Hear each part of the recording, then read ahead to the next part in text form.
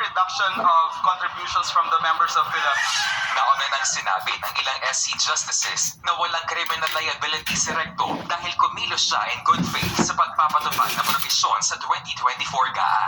But there can be gross inexcusable negligence. Kasi tayo pinapaubaya natin sa naas taong bayan dito sa mga opisyalis natin. At kung gagamitin lang ang pera ng taong bayan sa iba ay may mali na doon.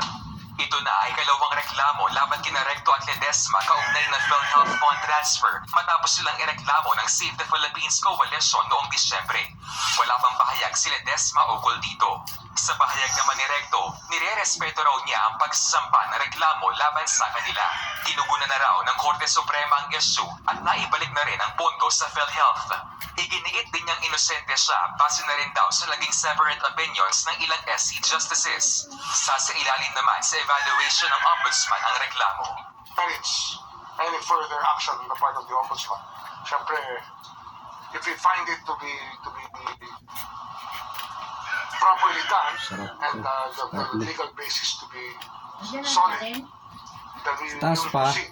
Nagbabalita mula sa frontline, JC Cosico, News 5. Nang dahil sa gitgitan sa kalsada, kinuyog ng mga sakay ng van ng isang jeepney driver sa Santa Cruz, Laguna. Nasaksak pa ang tsuper at bunting pa raw maputulan ng daliri. Nasa frontline ng balita niya si Gary De Leon.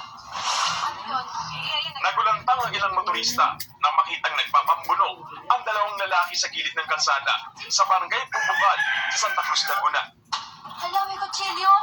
Maya-maya, dumating isa pang lalaking may kutsilyo at sinaksak ang isa sa mga nagpapambuno. Tila pinag-iiwalay pa sila nang dumating na lalaki pero hindi pa rin sila nagpaawat. May nangampas din ng bakal sa isa sa mga nangaaway pero di pa rin natigil ang gulo. Umalis na lang ang kumukuha ng video dahil sa takot.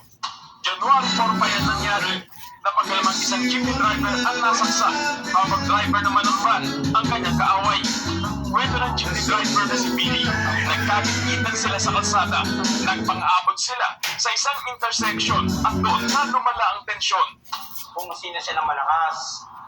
Eh di pinabayaan ko lang ako, parang wala lang ako. Dito na rin po ako papuntang Sambat. Pagdating ko po sa may Sambat, pinagmumura na po ako.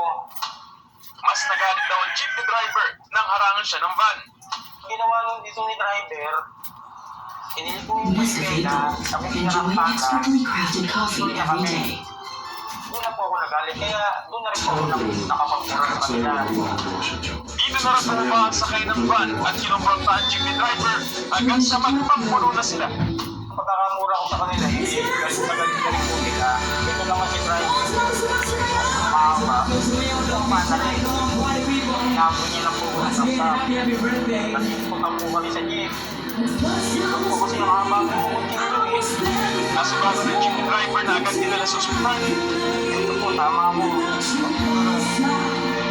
Ano po tayo dito? Sasakyan. Muntik pa raw ang puto ng daliri niya sa kamay. Agad tumakas ang L300 van at ang apat na sakay nito. Sinuri na Santa Cruz Police sa mga kuha ng CCTV para mahanap ang mga sakay ng van. Sa pila, sa